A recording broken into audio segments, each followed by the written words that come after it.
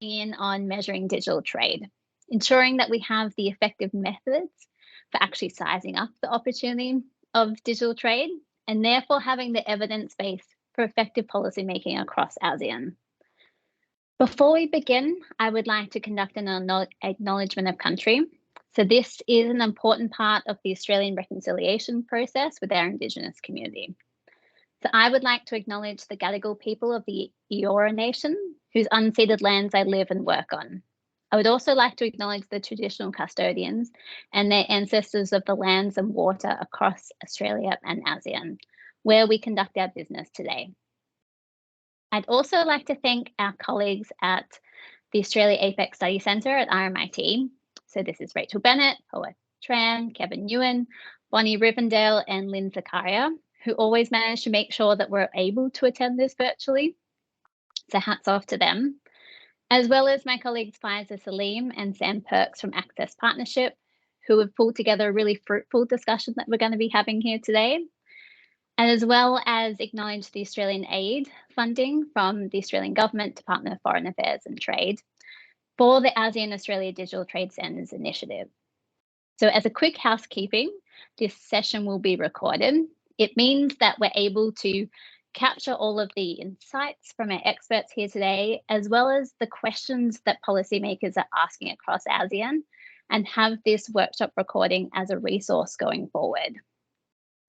As always, as we're like 3 years into virtual meetings now, you are more than welcome to ask questions. It makes my job a lot easier for moderating the session. So you can use the chat function, which is, I mean, everyone should be aware of this at this point in time, the chat bit at the top of your screen, and then type in. My colleagues as well will point out questions that I've missed, but I do really encourage you to ask questions. Otherwise, I just get to ask all the tricky ones. We do have the option here if you would like to make a verbal comment. You are able to use the raise the hand function found at the top right, and then our colleagues at RMIT will be able to unmute you and you can ask away. So in order to give a quick overview before I hand off to my experts that we've got here today, I almost could have had any graph here that showed like an upward trend of that growth of digital trade that we're seeing across the region. We know from being on the ground that ASEAN member states, whether that's SMEs, large players, governments themselves, are really adopting digital technologies. And this is across a variety of industries and sectors.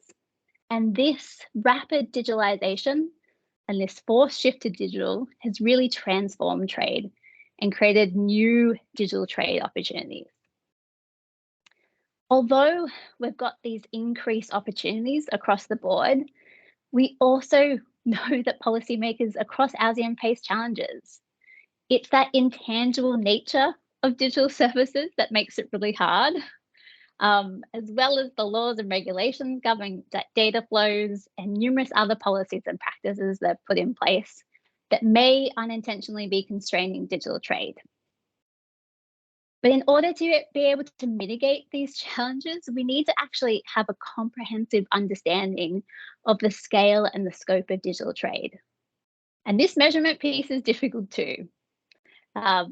Because we don't have that standard terminology of how we're phrasing digital trade. We don't have the same definitions across the board. And even that measurement approach differs.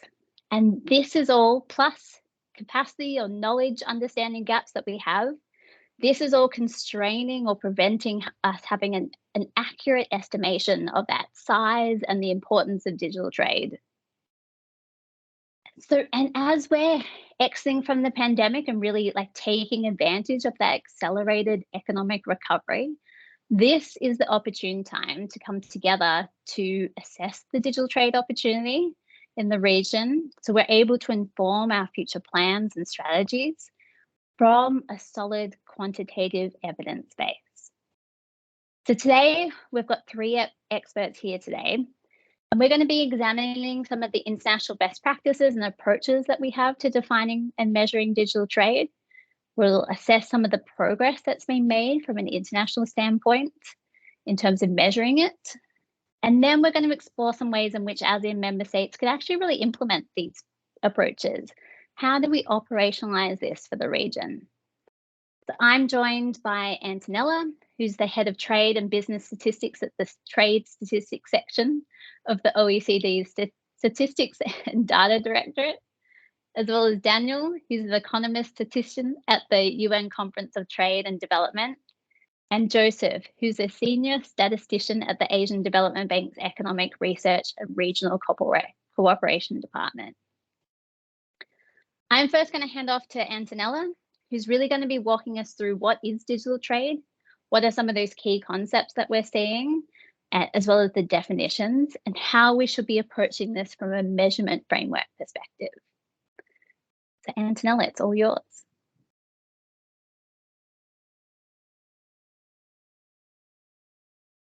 You're still on mute though, Antonella. Sorry, Grace. Hi, everyone. Good morning, good afternoon. I saw my picture. I started sharing, but I forgot to unmute. But I was following instructions, more or less. So thank you very much for inviting me to this panel today. So as Grace said, I'm going to talk about the boring part of this, so definitions and conceptual framework. And of course, the slides don't move. Can you see my slides moving? Not really, right? No, not on our side. See them moving, yeah. And I don't know why. Try again. But you can always kick off and then we can get Rachel to share in the background. What about this? What about now? We're on your first slide about a little bit of background. Yes, that's moving. Perfect. Yeah, okay, it's moving. Second time. Okay, that's good. Sorry about that. So as I said, I was going to talk about some definitions and the conceptual framework, and I wanted to start with a little bit of background. Of course, efforts to define, to measure digital trade, the digital economy are not new. It's been a while, and I would say that the first milestone that I wanted to kind of mention here is when the WTO started their work program on electronic commerce in 1998, so quite some time ago. And this was accompanied by a definition of electronic commerce, which is still in place, of course, and it's very broad, encompassing production, distribution, marketing, sales, delivery of goods and services by electronic means. So this is, let's say, the overarching framework and the overarching definition which we are working with. But then, of course, there are many more there are many more efforts, and this slide is not at all intended to be comprehensive or exhaustive. But I wanted to mention a few that are really kind of important for us today. So one is the OECD work on the definition of e-commerce. So the first definition was established in 2009, and the current definition is the one from 2009. Then UNCTAD, and we have Daniel here. UNCTAD has been doing a lot of work on this, on ICT services, ICT-enabled services, including maintaining and making available a database on ICT, on potentially ICT-enabled services or digitally deliverable services. But UNCTAD has been doing also a lot of work on measuring e-commerce and giving guidance on measuring e-commerce, and Daniel will talk about it. Then we have a number of complementary measures that popped up. They are meant to measure readiness to the use of digital tools, for instance. There are many of those from the World Bank, from the ITU, from WEF, etc. A big push on the measurement side came from the G20, starting with the Argentinian presidency. So they had this famous ministerial declaration and the toolkit on measuring digital economy in 2018. They established a task force on digital economy. Related to this, there is this broader initiative by the OECD called OECD Going Digital, which is now in its third phase, also with quite a big measurement component in it.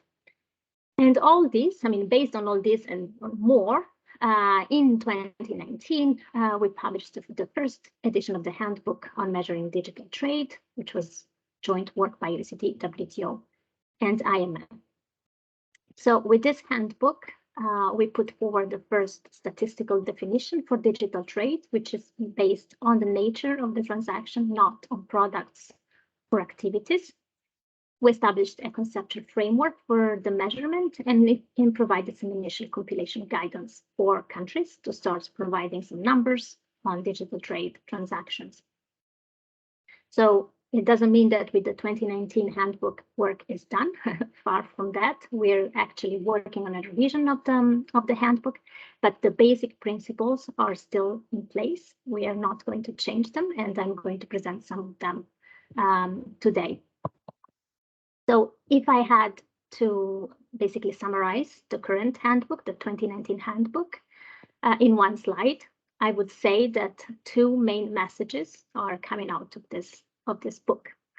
So the first message is that this handbook provides a conclusive, a final answer to the question that Grace was asking: what is digital trade?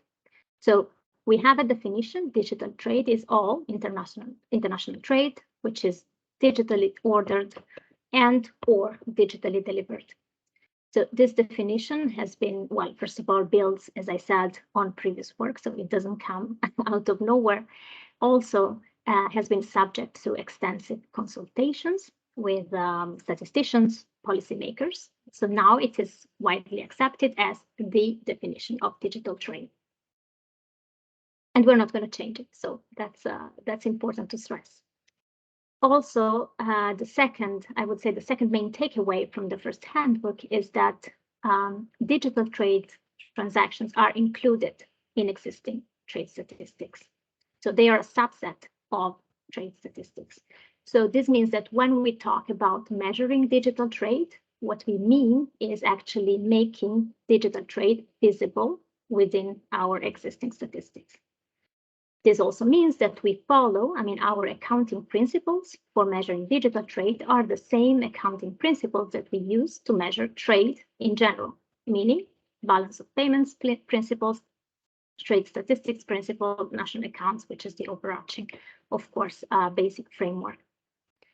Having said that, it is true that digital trade is not visible in the statistics, so it's hidden there, and also a lot of challenges exist in terms of actually recording digital trade transactions. So the work is, as I was saying before, not at all done. We are working on that. There are no numbers, there are no widespread measures, and importantly, there are no comparable measures of digital trade across countries. So we are working on that, but the framework, the definition and the framework exist. So this slide actually is our, I would say, famous depiction of the conceptual framework for digital trade. It resembles very much the picture that we have in the 2019 handbook, but it is slightly different because what I'm presenting today is what we will have, but it's close to what we will have in the second version of the handbook. So it's actually a sneak peek of what will be in the new handbook. Knowing that we're working just on trying to clarify a little bit the picture, but we are not changing any of the substance or on the concepts. So the upper part of this picture represents what is in scope for digital trade, meaning what is included in the current production boundary and therefore included in conventional trade statistics. So all transactions that are, as I said before, digitally ordered, digitally delivered, or both digitally ordered and digitally delivered. So the nature of the transaction is the defining characteristic of digital trade. Then, of course, digital trade encompasses services and goods, although it's worth stressing and remembering that goods cannot be digitally delivered in this framework. Also, we have an actors column there on the right, which means that every actor, actually every institutional sector in the economy can be and is involved in digital trade, including, importantly, households. And within corporations, you will see there that some of the actors that are most prominently involved in digital trade are highlighted. For instance, e-trailers or DIPs, which stands for Digital Intermediation Platforms. DIPs are actually quite a crucial part of this entire thing. You will see that also under the nature, there is a gray box highlighting separately transactions that are enabled by digital intermediation platforms, which are included in the digitally ordered and or digitally delivered, but they are highlighted separately because the IPs are quite important. From a policy perspective, of course, they are, we can say in a way that they are kind of drivers. I mean, they make digitalization happen, actually. And from the statistical perspective, well, we have a lot of challenges to identify them, to establish if they are resident or non-resident, to track all the transactions that go through these platforms. We will not have time to go into the details, but I wanted to highlight, that this is quite important. So if I close the DIP parenthesis, you will see at the bottom of this picture, there is another section which depicts non-monetary digital flows. So those are all flows of information and data that do not entail a monetary transaction, but are supporting most probably a monetary transaction. So those flows are currently outside of the SNA production boundary. So they are not included in conventional trade statistics, but they are in there because we do acknowledge that they are important ingredients for trade or enablers of digital trade, but at the moment, as I have to stress, they're out of scope for the measurement of digital trade. Then we can dig a little bit into the definitions. I mean, as I said, so we have a two-pronged definition of digital trade. So the first part, the first dimension is digitally ordered trade, which is defined as the international sale or purchase of a good or service conducted over computer networks by methods specifically designed for the purpose of receiving or placing orders. So this definition is not at all new. It is exactly the same definition of e-commerce established in 2009. It covers goods and services, of course, but it, of course, covers only the resident to non-resident part of e-commerce, right? So digitally ordered trade equals to international e-commerce. The ordering methods, of course, are very important in the definition of digitally ordered trade. They include electronic data interchange systems, the website, their own website or third-party websites, and as I was mentioning before, digital intermediation platforms, quite importantly. Then we have the second leg of our definition, which is digitally delivered trade. So this is defined as all international transactions that are delivered remotely over computer networks and only covers the services, as I was mentioning before, which is quite important to remember. Here, one very crucial thing I need to say is that this definition has been slightly changed compared to what we had in the 2019 handbook. So in the 2019 handbook, the definition of digitally delivered trade was very much mirroring the definition of e-commerce or digitally ordered trade. So we were having a little addition to this definition where we were saying that we needed methods specifically designed to deliver trade for this to be digitally delivered trade. So we have simplified basically that part. You will not see that part in this definition in this slide. And again, this is a little bit of a sneak peek of what's coming very soon with the new handbook.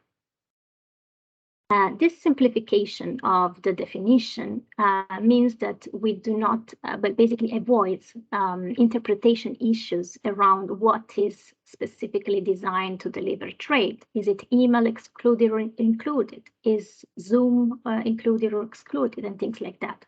So this hopefully will make compilers' life easier, where they would only need to distinguish between what is delivered over computer networks and what is not. This also provides full alignment with the UNCTAD definition of ICT-enabled services. So digitally delivered trade equals ICT-enabled services trade. And also it provides broad alignment with all the services that are supplied through Mode 1 according to GATS, so cross-border delivery, of course, provided that they are digitally deliverable. And the relationship between these concepts are summarized by this Venn diagram here. So with this, I think I'm done. This is all I wanted to say about definitions and framework, but just before I conclude, a couple of words about the new handbook, which is coming. As I said, we are not changing the conceptual framework, which is in place since 2019, but we are adding some clarifications. We do have a new definition of digitally delivered trade, slightly different than what we had before. We're working on a refined reporting template. And what we are really trying to add compared to the old manual is more compilation guidance. We have case studies as well, so we hope that with this, countries will be able to really operationalize those definitions and get some numbers out. Also, we are aware that there are ongoing revisions to the international standards. So the system of national accounts, the balance of payments, they are all under basically revision. And the new manuals are expected for 2025. As you may imagine, digitalization is one of the big themes behind this revision. So we are keeping an eye on that. Although our manual is expected much earlier, so we are expecting a manuscript by the end of this year and publication early 2023. Very importantly, UNCTAD has joined the revision team. So the new handbook will be joint work of OECD, WTO, IMF, and UNCTAD. And I think I will stop here for now. Thanks, Grace. Before you stop sharing, Antonella, are you able to just go back to your conceptual framework slide? Of course. And before I hand off to, because I know Daniel's going to walk us through how we actually measure some of these different components of digital trade. This might fall under Daniel's what we're leading into. And Antonella, you're selling yourself short. This is the boring but important stuff because we need the conceptual framework to be able to do anything else. But John, you was got a comment in the chat saying that, so this is really clear and simple in terms of we're really looking at it, the trade and not what is traded. That's key in thinking through this. But are you able to give us some like really high level examples of what would sort of fit into here? Because I had the question about why we've cut out digital goods from this when you were sort of talking about digitally enabled trade.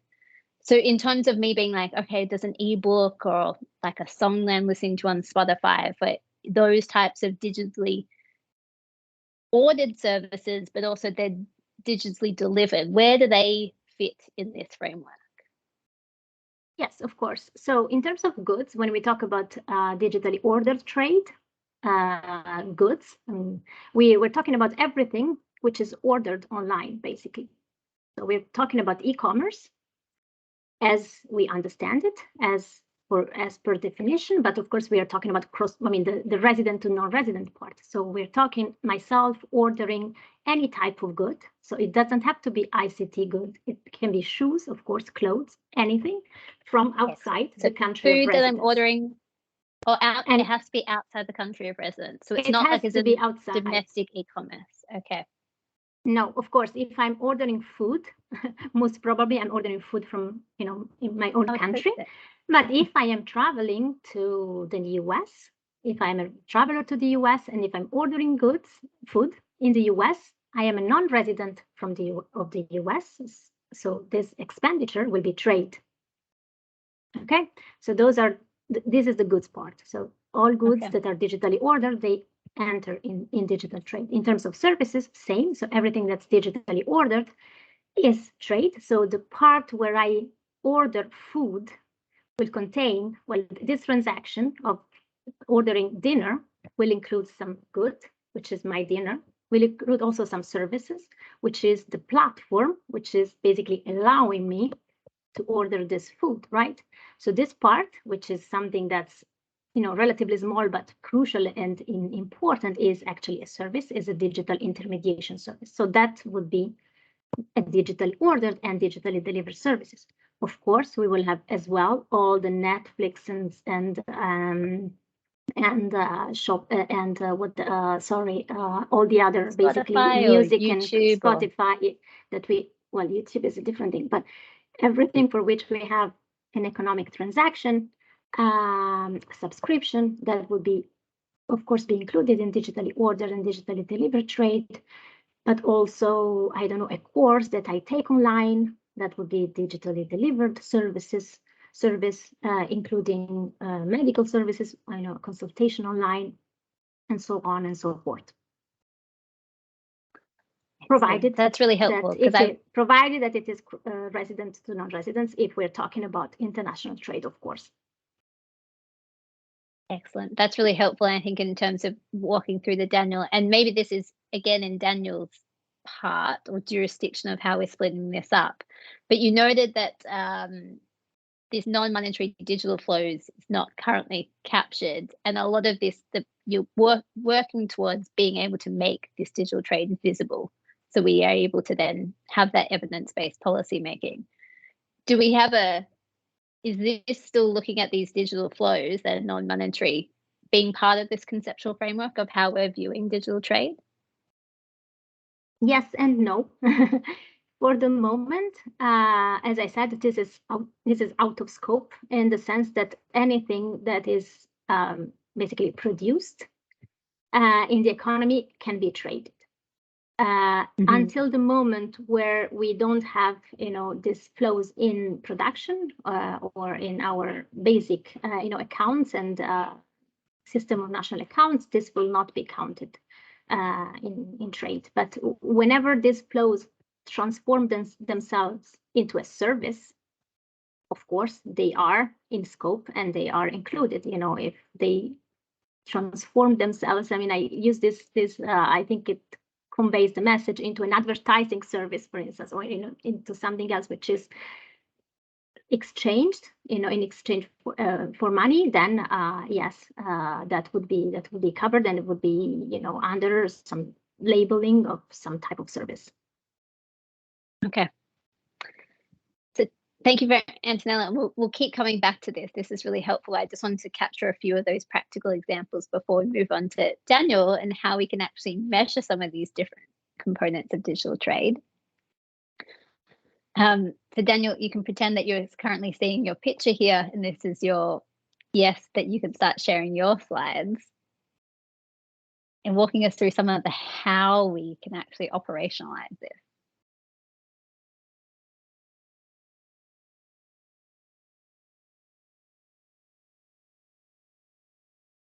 Thank you. So hopefully you can see my slides.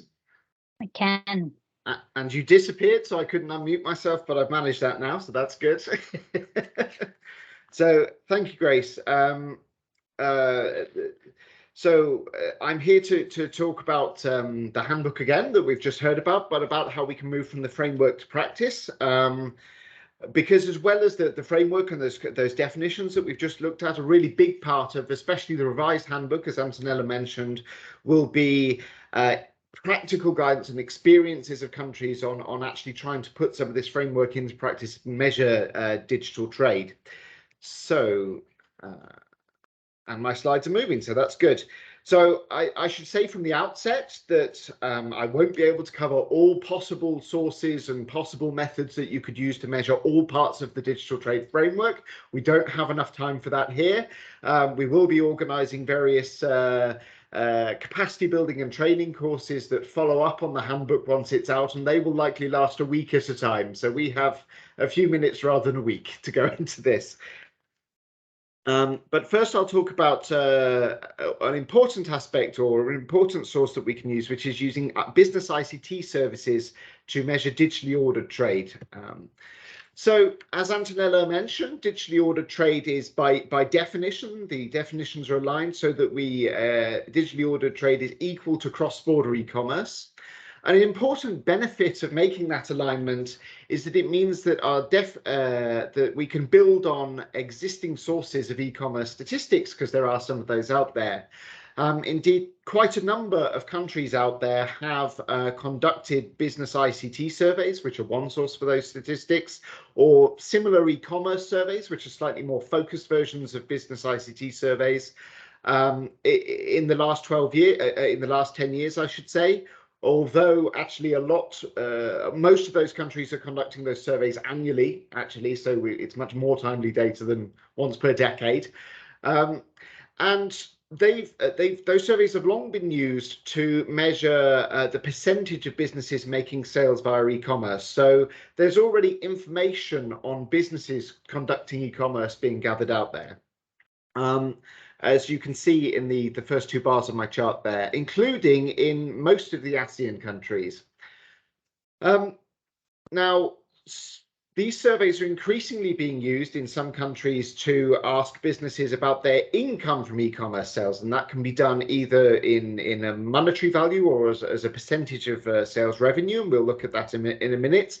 And we can see that, again, most of the countries that we think have done as one of these surveys fairly recently have actually collected that kind of information. But then when we look at those that have published, like used it to create a monetary value and publish a monetary value for total e-commerce, this is domestic and cross-border e-commerce, we get a big drop, unfortunately. But still, there's a decent number of countries that have started making progress on this.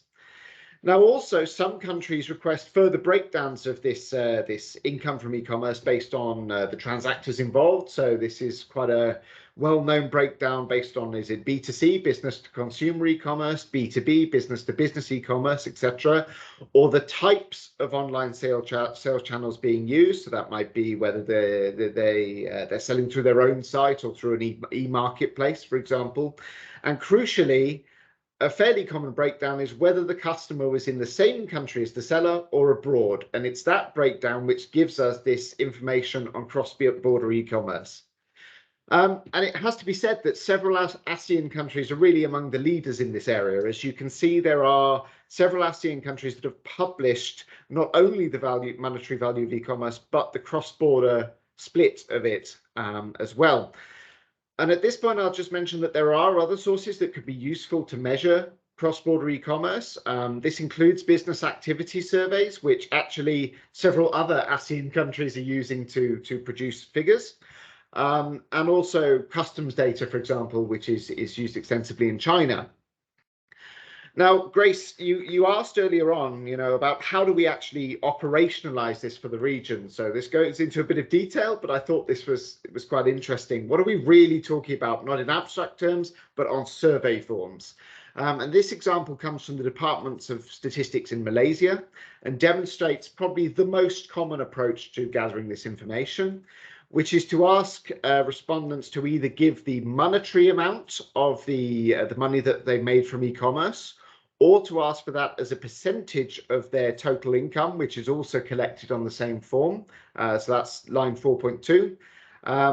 And then to ask for a further breakdown, a percentage split of that income from e-commerce into what was from domestic customers and international customers. Now, that's not to say this is always the easiest thing for every company to answer, but there are plenty of examples of countries that have tested this and have implemented it in surveys, managed to gather information that is of publishable quality, including Malaysia. So if we look at the data that we've managed to find with this breakdown in it, it's not a huge number of countries, but it's a decent number of countries for something that's so sort of new and under development. This chart shows e-commerce sales revenue broken down by whether the customer was domestic or abroad. We can see that the cross-border component, the yellow component, is a clear minority in all cases. But actually, it can reach up to 30% in the case of Austria, although it's hard to tell because their overall value is so small. But also, when we look at this amount as a percentage of total exports, it can, in these countries, it can reach up to 18% in the United Kingdom. So that it's not a statistically insignificant amount of total export flows. So what this means is that business ICT surveys can offer a useful source for measuring this major component of digitally ordered exports. So that's transactions involving businesses as the seller. And I should say at this point that we at UNCTAD are developing statistical guidance on measuring the value of e-commerce as a whole, domestic and international. And that will aim to promote harmonisation and to help countries with adopting these kind of measures and statistics. But again, I should point out that nevertheless, this isn't everything. This isn't going to give the whole e-commerce picture, but an important part of it, and other sources and approaches will be needed to get a full picture, particularly when it concerns households acting as sellers rather than businesses. So to look quickly at some efforts to measure digitally delivered trade as well, the other fork of our two pillars of our definition. Perhaps a first step or a low-hanging fruit, as it might be described, is to try and measure digitally deliverable services exports. So what do we mean by that? We mean we look at the different services products and identify if they can be delivered digitally through computer networks. And the products identified are shown in the table on the bottom left there. This is heavily based on the UNCTAD work on ICT-enabled services that Antonella mentioned, but it does move beyond it in several important ways. And really, if you isolate those products within your existing trade data set, as we have at UNCTAD using the WTO UNCTAD Common Trade and Services data set, you can aggregate those relevant products, and that can be used to give you an upper bound estimate for digitally delivered trade. But it's not all smooth sailing with this, unfortunately. In those databases, the product detail available for many countries lacks granularity, and that means you have to make compromises. You can't put everything in that you would like to because it's lumped in with other stuff that you don't want in. And there might be some stuff where most of it's digitally delivered, but there's some things you'd ideally take out, but you don't have the granularity of information. Additionally, the WTO UNCTAD Common Database doesn't distinguish by GATS modes of supply. And as a result, this means that transactions that are very likely to be digitally delivered when the products are digitally deliverable, so mode 1 transactions, cross-border transactions, are combined with those where digital delivery is less certain, such as mode 2, which is a mode that Antonella mentioned, the person ordering food while in America, or impossible, actually, mode 4, where you've got someone being sent to deliver the service. So at a minimum, it's certainly recommended that countries try and make efforts to collect and disseminate services trade data with that level of detail that allows more accurately getting at digitally deliverable services trade, or using internally available detail to compile statistics totals that can be disseminated. But there are further ways that we can improve on this. As I mentioned, measuring trade flows of digitally deliverable service gives us a fairly straightforward path to an estimate, but it's an upper bound estimate and it has caveats. But the point is that a service being digitally deliverable, i.e. something that can be delivered through computer networks, doesn't mean that it is actually digitally delivered in all times when that product is traded. That's going to depend on the extent of the digitalization in the selling and buying countries, on the mode of supply, as I mentioned, and other factors. And at UNCTAD, we did some research with several countries, including Thailand, to develop and pilot a model survey on that focused really on asking companies of your exports, what did you digitally deliver? And we found that 80+% of exports of those services that are digitally deliverable were actually digitally delivered, but the rates could be higher or lower in different countries. We just don't know. And of course, 80% is a lot, but it's also, 20% of what could be being digitally delivered not being is still significant. So to develop measures of digitally delivered trade, it's really recommended to add questions on trade and services surveys to identify actual digital or remote delivery, and you can see one of the recommendations from the handbook on the side there. And there are several countries, including Canada, Spain, the UK, the USA, that have piloted or implemented this approach and sort of learned some of the lessons that need learning with that approach, so that others can learn from them too. Often this has been done in relation to breaking down trade by modes of supply. And one reason is that for digitally deliverable products, it's reasonable to assume that all Mode 1 transactions will be being delivered digitally, apart from perhaps a few at the margin. And as we mentioned, these kind of experiences are and will be presented in the handbook. But in the interim, there's the opportunity to apply expert judgment shares to the trade flows of products that can be digitally delivered. And those, an example of those could be those shares developed by WTO to identify modes of supply. So we could take the Mode 1 share of digitally delivered products and try and deliver an improved set of initial estimates of digitally delivered trade.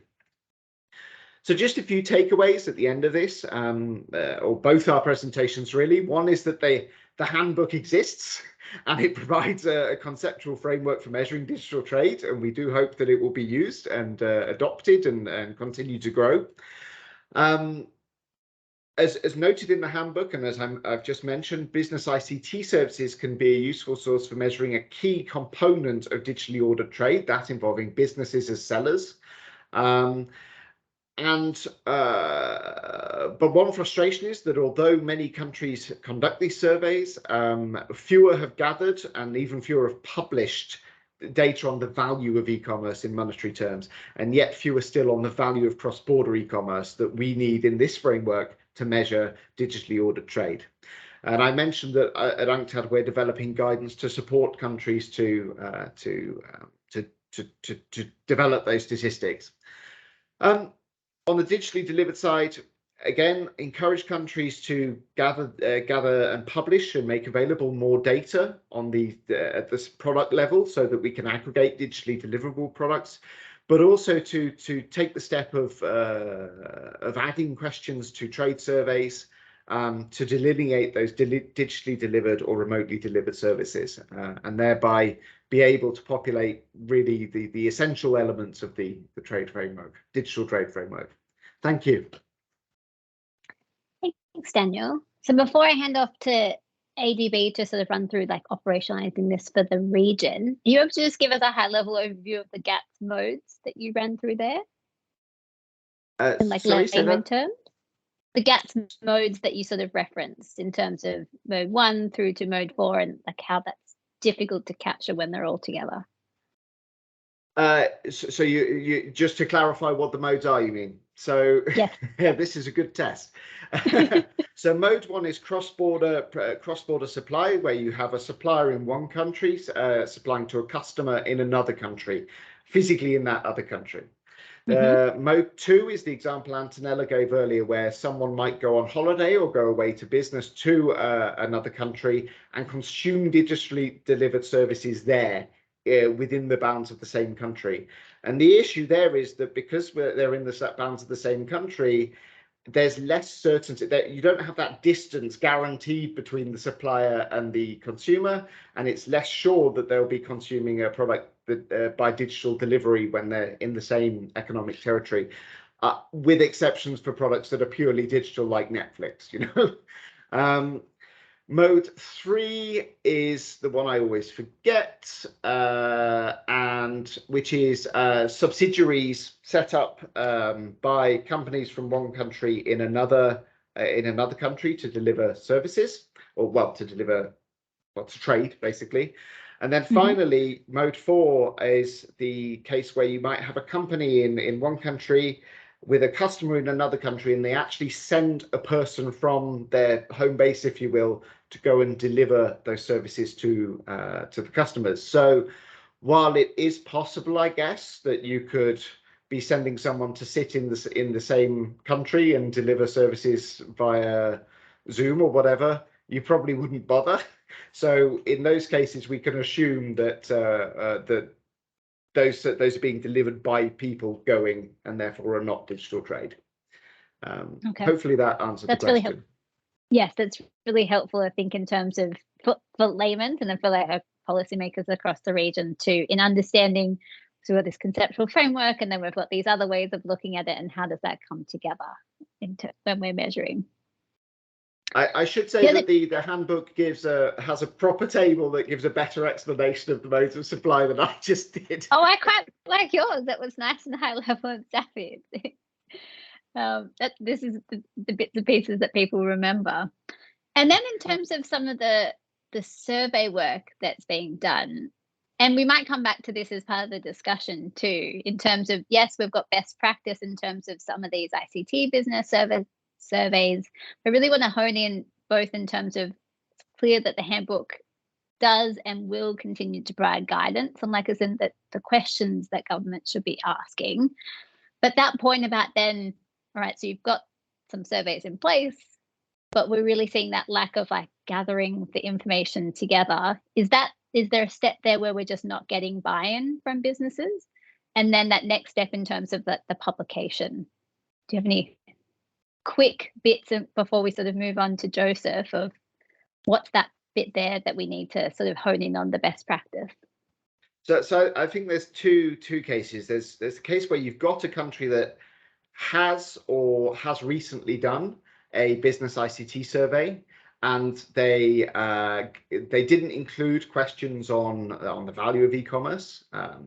And there are various reasons for that. One might be that they're following the core indicators of the Partnership on Measuring ICT for Development, for which the value of e-commerce is not yet a core indicator. Or it may be that they, it's an extra question is a bit more burden, or they feel that they can't, the companies will struggle to respond and they don't have the resources to test questions or whatever. So there's a need for guidance to help countries with in that case with examples and sort of hold their hand in working out what to implement on their surveys to gather e-commerce value and relevant breakdowns. But then there's quite a big group of countries, particularly countries in Europe, that have been gathering information on the value of e-commerce for a long time, since at least 2014, and only 4 of them have actually published figures on the monetary value of e-commerce, which is a bit frustrating. But again, in Europe at least, I think that comes down to most countries following what's required in the EU legislation, and value has not been so far in terms of publishing monetary value figures. And other countries also, there's a lot of other countries that sort of see the EU survey and what the EU publishes as the model that they want to sort of match. So I think hopefully there's a place where the EU can show some leadership here, and other countries can show leadership in gathering this information and using it to publish estimates. Okay, that's really helpful then in handing off to Joseph in thinking through how can we actually implement this at the ASEAN level, particularly the ASEAN member state level, both the region and a country base, and walking through some of the practical experiences that you've sort of witnessed, Joseph, in terms of where we've seen ASEAN member states challenged in terms of that measurement piece. All right, thank you very much. Can you see my slide? I sure can. All right, let me know if you could see the second one. Yes.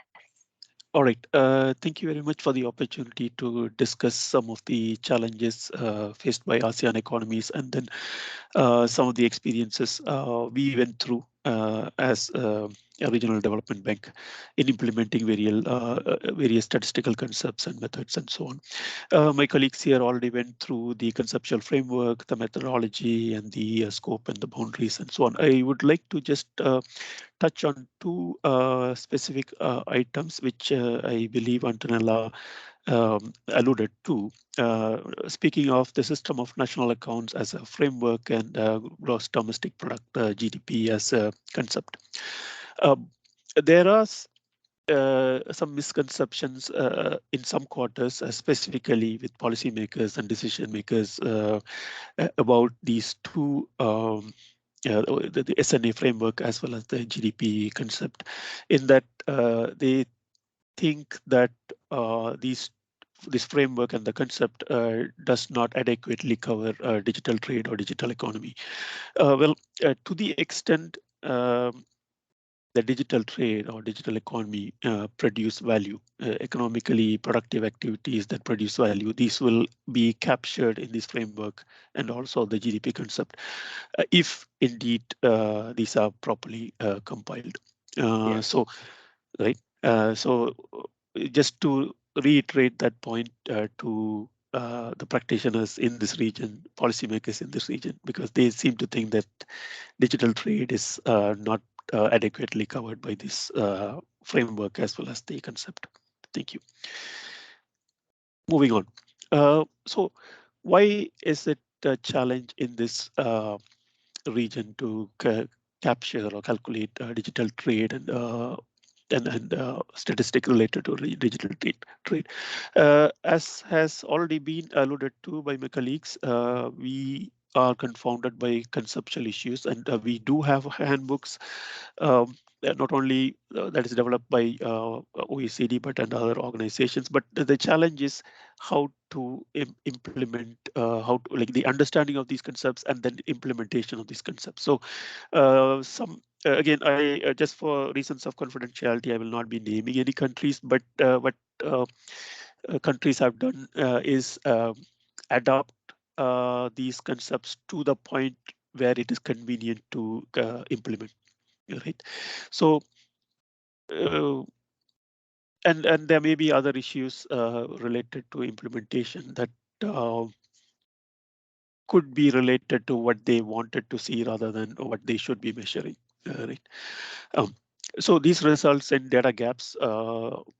So the digital economy is digital economy or digital trade is not properly measured because of the shortcomings in the concepts being understood, and also the measurement issues that go along with it.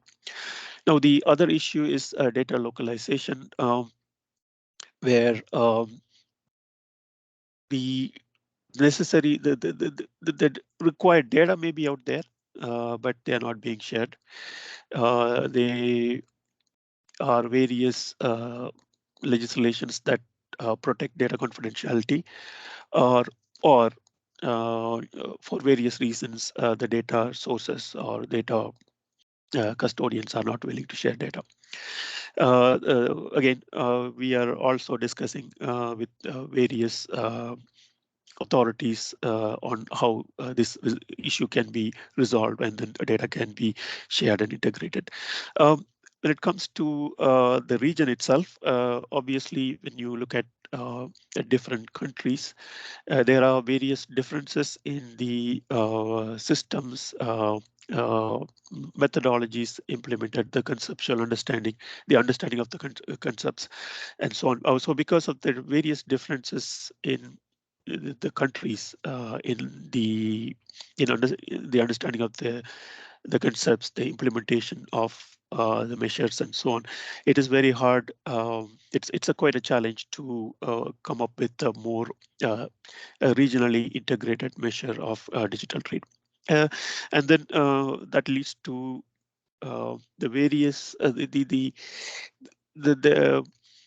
the strength of the statistical systems. Some countries have very good statistical systems, and some have quite a few challenges.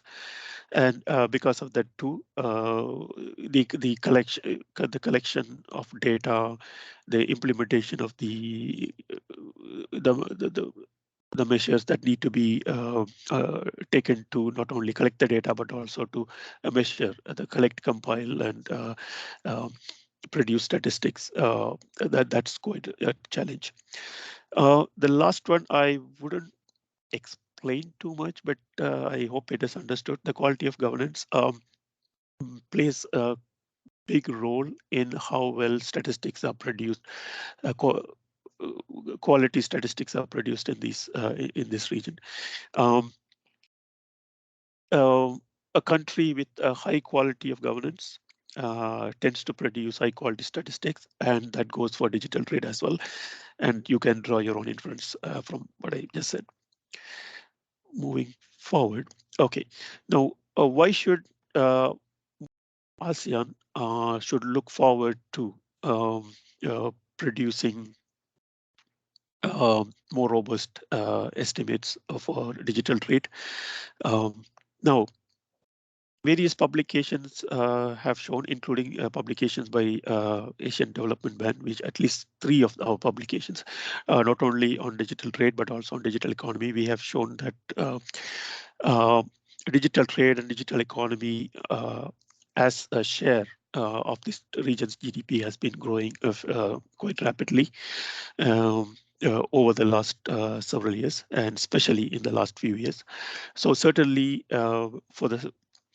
for policy planning purposes, planning for trade policy and so on, we will have to come up with better measures of capturing the digital trade and digital economy. And also what we see is within the region itself, greater trade is taking place. A high proportion of that is the digital trade, and which we view through the lens of what we call regional integration. So to then a policy needs to be devised to increase trade within the region, and because of that, we need to look further into how well the region is getting more and more integrated through trade, and specifically through digital trade. And another reason why we need to be measuring digital trade more precisely is economic globalization, which is another more specific term for globalization. Regardless of what the general perception is, global trade has been increasing, and the global international dependence, international economic dependence has been increasing. And what we have also seen is that digital trade has also been increasing as a proportion of total trade, but also as a proportion of global GDP. So to get a better understanding of the role of digital trade in the global economy, we obviously have to implement more precise measures in producing statistics that measure digital trade. And we also see that digital trade results in services being delivered digitally, and many of that may not go through the tax system. So to devise tax policies that result in increased tax revenue by taxing digital services, we will also have to produce better, more focused, detailed statistics on digital trade. Now, how can our countries here in the ASEAN implement the concepts that we are trying to standardize at a global scale, which both Antonella and Daniel mentioned or explained. Now, the biggest challenge that our countries face is lack of human resources. If you go to any statistical office, you will encounter this issue. Even for the production of very basic statistics, it's a challenge. So we need more people to be working on producing statistics, trade statistics, and of course statistics related to digital trade and digital economy to implement any international standard concepts, methods, and procedures, right? And then, of course, we need to increase the technical capacity of the officials, the people concerned, to produce these. And I know many international organizations, including OECD and UNCTAD and UN and even ADB, World Bank, we all undertake a technical capacity building initiatives. And it has helped quite a lot, but we have a long way to go. And another challenge is obviously the lack of the required technology. These measures require the use of high volume data, big data, for example, and then high frequency data as well. And that requires not only human technical capacity, but also requires high tech equipment. Now, another challenge in economies in this region is informal sector. It is possible. It is quite possible that trade could be classified as digital trade, but it could be in the informal sector. So when it becomes a part, if it is not part of the formal sector, essentially, which could pass through the regulated system or the tax system, then it's highly unlikely that it would be captured in any measure of the economy, such as the GDP or the system of national accounts. So the countries need to take measures to bring more and more transaction into the formal sector. The other challenge would be digitization of data. As Antonella mentioned, digital trade is part of overall trade, and a lot of trade related activities are still in non-digitized. So data related to trading activities are not in digitized form, still paper form and non-digitized form. So there is a concerted effort by many organizations to digitize all data, not only related to trade, but also all transactions. And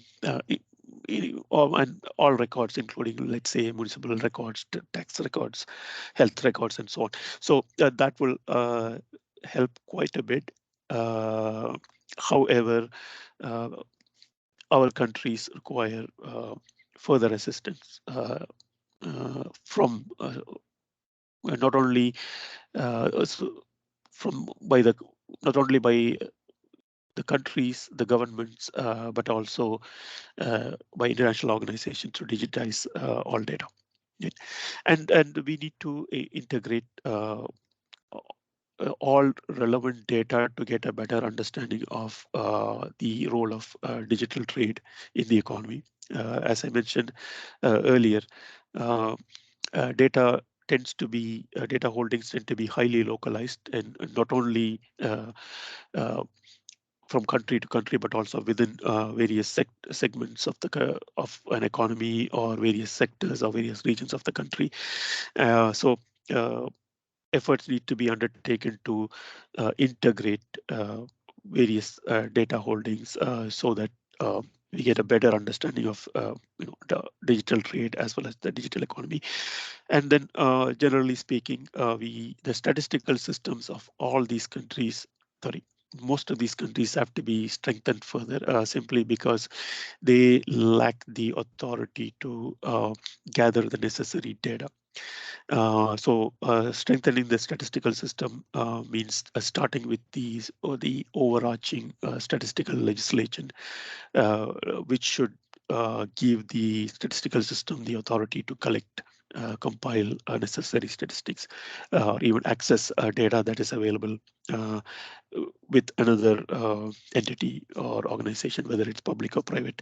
A simple example would be the statistics of Act of Canada, for example, that gives Statistics Canada the right, the authority, the legal authority to access any data from any government or private organization. That includes tax data, right? So these are some of the key steps that can be taken to incorporate international standard approaches in capturing the digital trade and also digital economy. Yeah, thank you.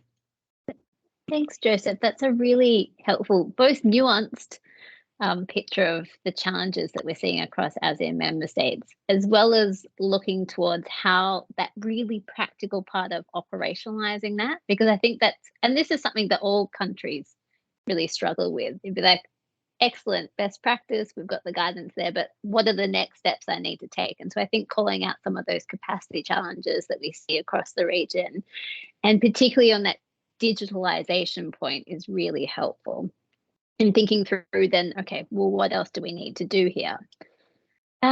Before we've got a few questions in the chat, and again, I call out to the rest of the audience, so I don't hog the rest of the time in asking all the tricky questions of our experts, is please feel free to pop them in the chat and we can call them out. But Joseph, just before we move on to some of these, and one of them picks up on your digitalisation point, do we feel as though despite all of those challenges across ASEAN member states, is that understanding of the importance of measuring digital trade and like the benefits that we would see from doing that, is that there across the ASEAN region? Sorry, I lost you in the last. The understanding, do we feel as though ASEAN member states and ASEAN as a whole, putting aside not dismissing the challenges that we see there and actually measuring digital trade, do we have a collective understanding of why it's so important to measure digital trade? That fundamental first piece there. Do you think that that's present in ASEAN? Yes, certainly. In our work with the statistical offices or the statistical system in particular, but also key decision makers in general, that understanding is there because they certainly know, they realize the importance of digital trade and digital economy, and that is why many organizations, including ADB and IMF, we have come up with our own implementable measures of capturing digital trade and digital economy. It may not be the perfect measure, but for budgetary purposes, planning purposes, we our own developmental aid purposes, right? We needed to come up with these measures so that the correct the plans can be made for the development agenda. So certainly that understanding is there. Look, so I think that's the first piece, and then we've got Daniel and Antonella to again walk us through some of the best practices that we're seeing, and then really drawing upon like, okay, well, what are the practical next steps that we can be undertaking as a region and then domestically in order to have that accurate sizing of digital trade. So by looking for my first question in the chat here, this picks up on the point that you were making, Joseph, in there is a need to digitalize a lot of our processes, like the data that we have access to. But we've noted that we have a number of countries looking to digitalize documents and processes for export and import.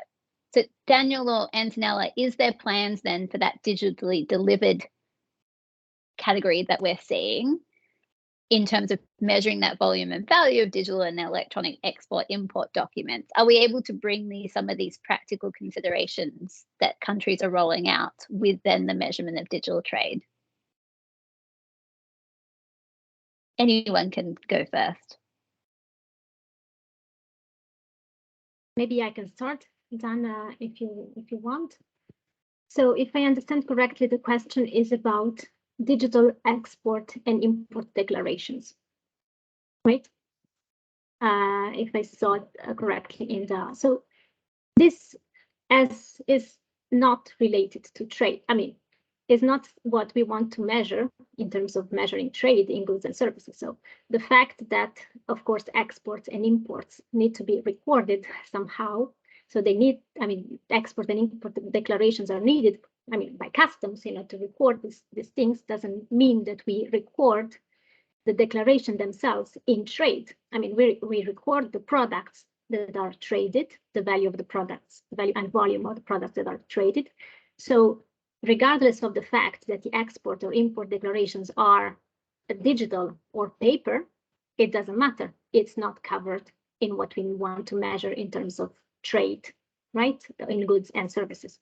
But then, of course, this relates to the fact, I mean, to this kind of overarching thing about the efficiency and what also Joseph was talking about, you know, digitalization, making things more productive, more efficient.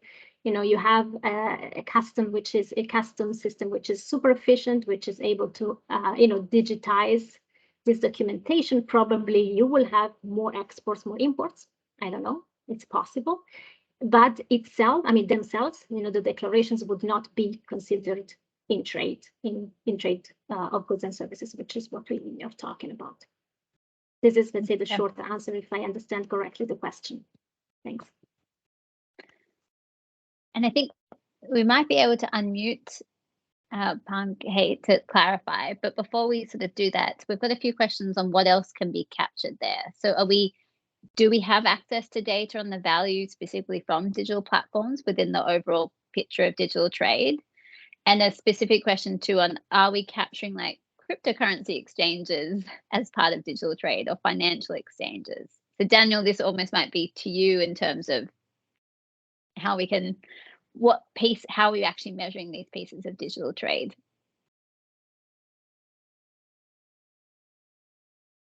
Thank you. Which was the first question? The second one was on crypto. The first was on whether we've got data on the value of digital platforms within the overall digital trade.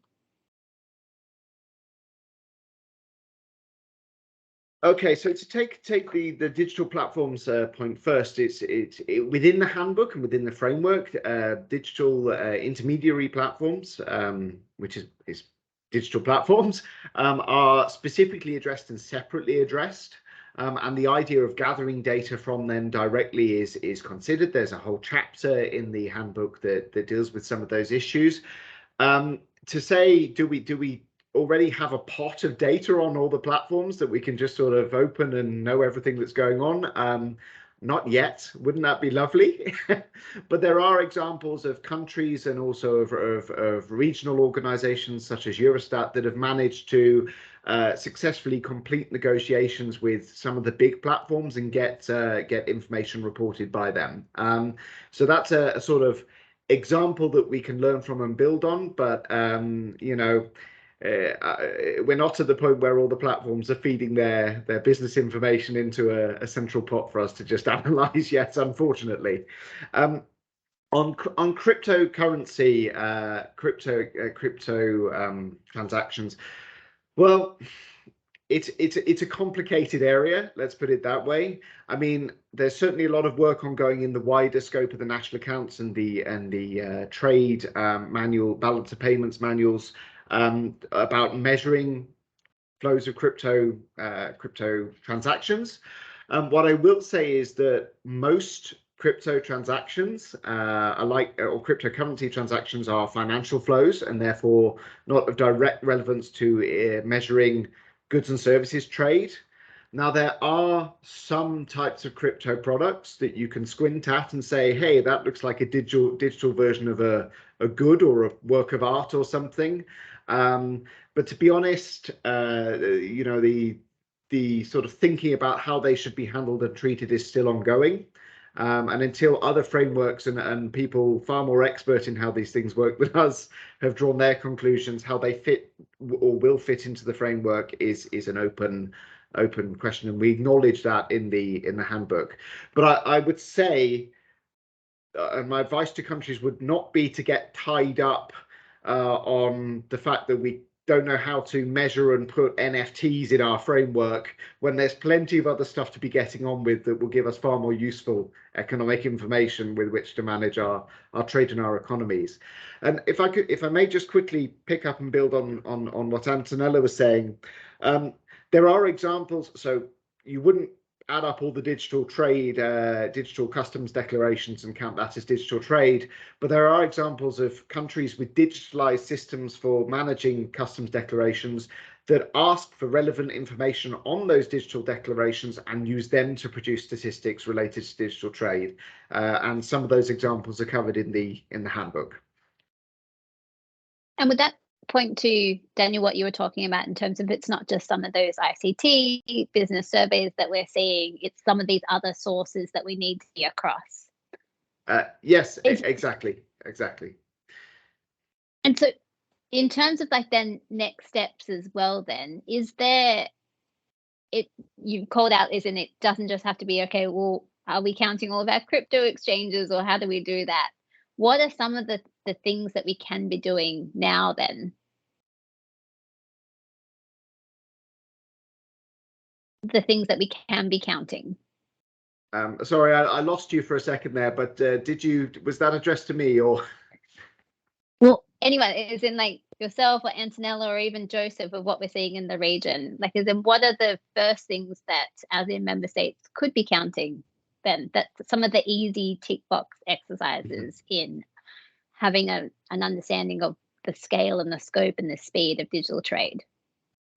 So I certainly think I pointed to a couple of these in my presentation, which is that the majority, almost all ASEAN countries have or have recently conducted business ICT surveys. So using them in a way that produces the kind of information we need is a good step. And there are examples that I highlighted within the region of countries, within the ASEAN region, I mean, and also within Asia, of countries showing leadership in that respect.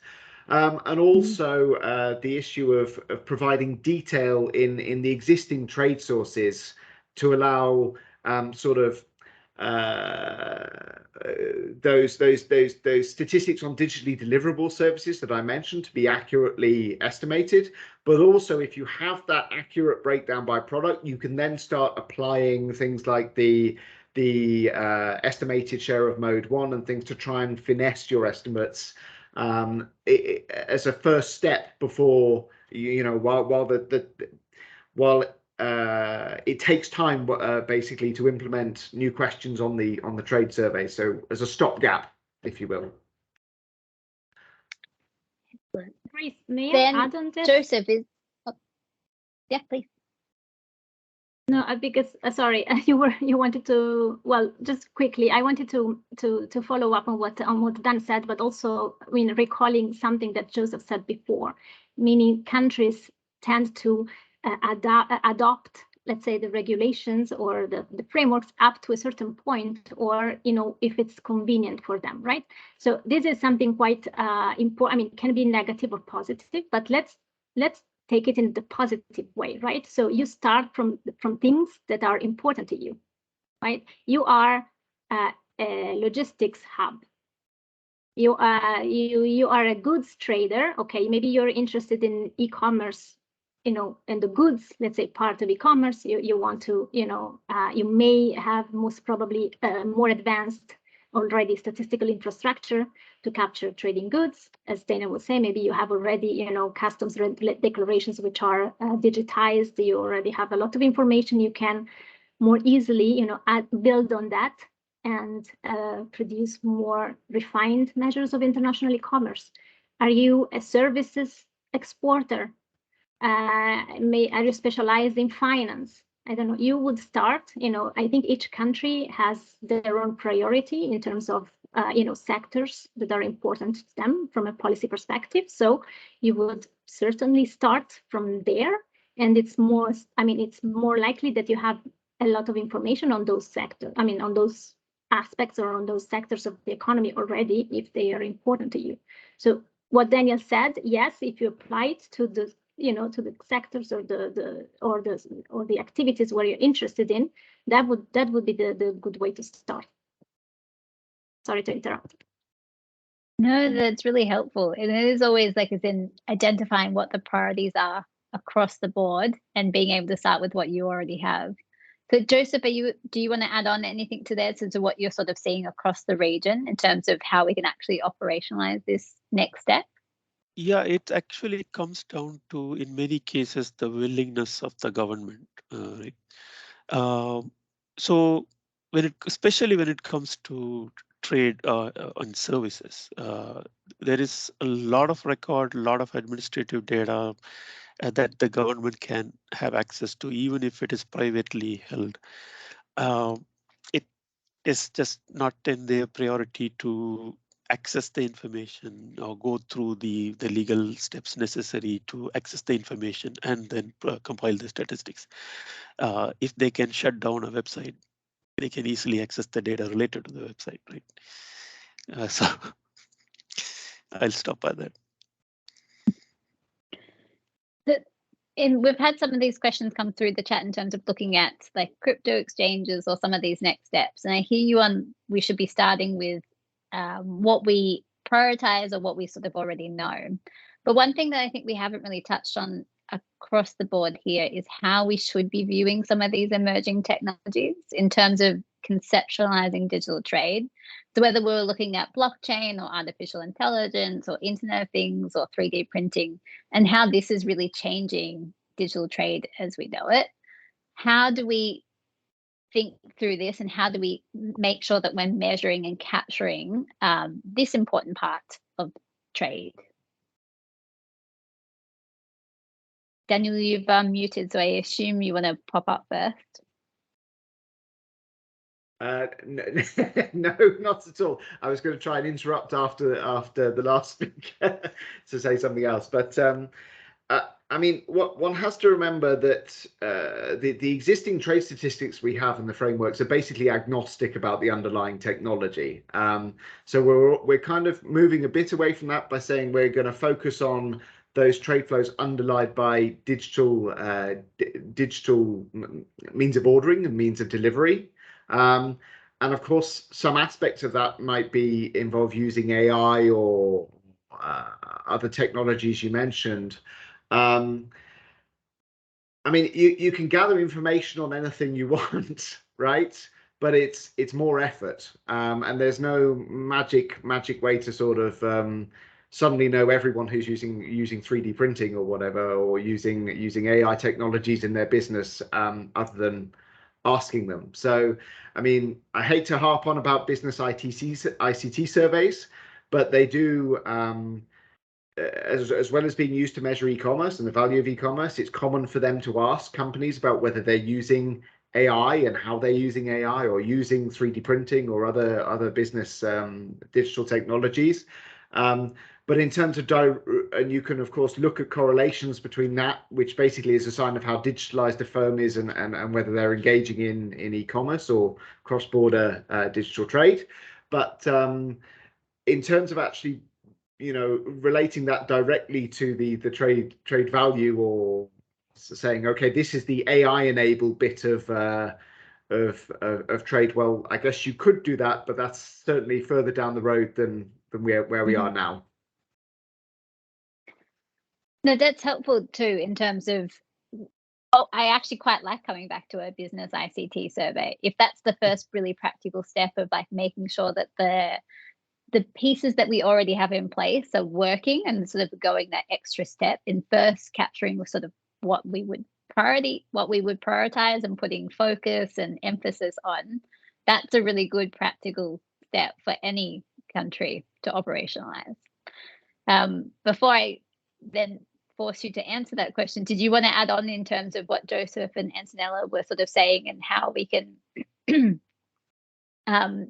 some of the practical next steps in prioritizing certain sectors?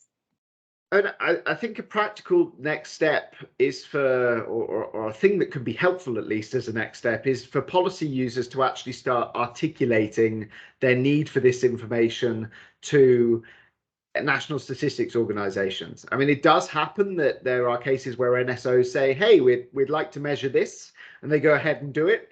And then they hand it over and say, hey, use these statistics on digital trade or whatever.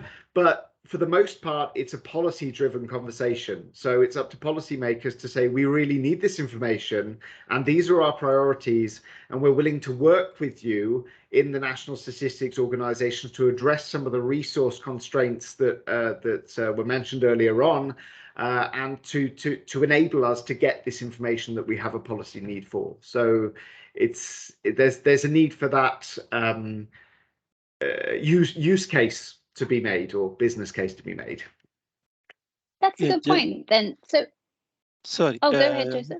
Just to extend Daniel's argument a little bit further, it would help to show the tax revenue potential to take the argument further, to sell it to the relevant authorities. Well, it always comes back to tax, doesn't it? That's how we get anyone over the line. But no, it's a good point in terms of being, and I think often conceptually we know that digital trade is important. We know that being able to measure it properly means that we can make evidence-based policy decision making across the board of like where we're focusing our priorities on, in which sectors we're enabling, or what else needs to get done in terms of accelerating an industry or sector.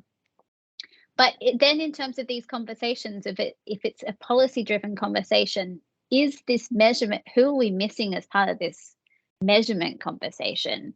Is this solely aimed at the statistics officers, or are we including like the digital trade or the trade more broadly, policymakers as part of this conversation? And then I think, are we making sure that this is really a whole of government perspective? And in terms of, it's not just the ICT ministry that's involved, it's not just the finance ministry that's involved, it's not just the trade or the commerce part is involved. It's almost like it touches, as we know, like digital technologies across the board. So one, do we have all of this whole of government perspective understanding of this importance bit? And two, then if we don't, how do we bring all of these different stakeholders together?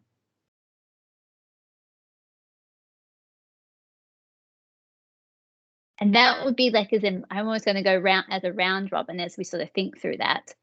Each person's one key takeaway of like how we've got this importance of measuring digital trade, and then your one recommendation for the region going forward.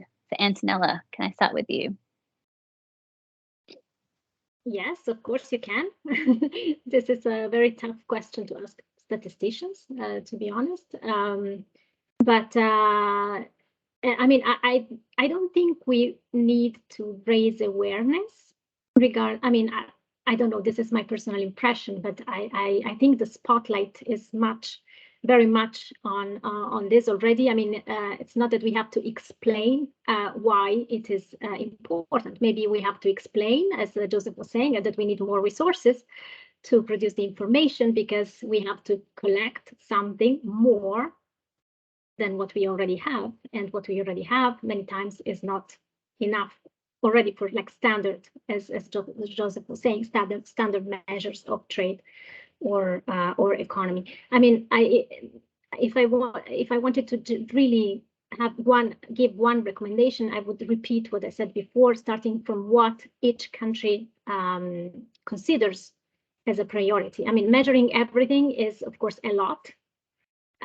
But countries have, their own favorite activities, their own favorite sectors, and they know their strengths, and they would build on those strengths to start compiling these measures. And also, I would like to stress that there is a lot of fuzz, around crypto or NFTs or things like that. But for most countries, I mean, those are really negligible values compared to the overall values of e-commerce or digitally delivered trade. So I would also like to give, a perspective of, how big things are, which unfortunately we cannot do much because we don't have those numbers, but we can, I think, very safely, assert that, e-commerce values are huge, digitally delivered services, are huge, and these other kind of types of products that are emerging are certainly very important, and there is research ongoing to establish where, I mean, what products are we talking about? Where are we going to put them in our classifications? Because we need classifications in order to produce statistics, but it's really a second order problem compared to what we could measure with what Daniel basically described. I would stop here. Thank you very much. Joseph, what's your one recommendation that you would like to see taken forward? In this region in particular, advocacy at the right level, what matters, what would make a huge difference is the involvement of leadership at various levels. So what we have seen is that without giving specific, the names of countries and so on. For example, in countries where we were able to discuss and take the idea forward with an authority like a minister, the change happened quite drastically and quite fast. So that's one way of taking the matters, the initiative forward. The other one is sort of a bottom-up approach where we capacitate the the individual statistician, the practitioner, economist, the user, and then they advocate the need for better statistics. So we can look at both the top-down as well as a bottom-up approach for advocacy. Excellent, thank you. And Daniel, what would you like to, I mean, can I guess yours in terms of business ICT surveys? No, I have something else to say actually, which is, you know, I think there are some things I've said which I hope would have been good to use at this end as key points, key takeaways. But another one is that you're not alone, right? Everyone, all countries worldwide are struggling with the to some extent with measuring digital trade.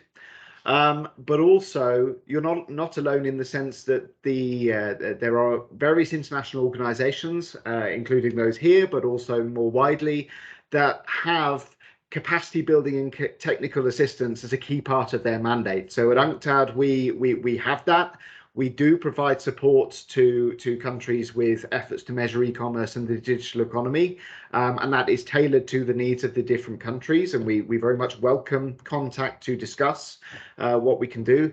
But we also and the support we can give. But we also facilitate the finding of donors to support various aspects of this, right? So that applies to all our programs, but includes measuring e-commerce and the digital economy, where we can help with funding issues to help address some of these needs. And also, one other point I'd like to make, it was mentioned about the need to digitalize customs processes.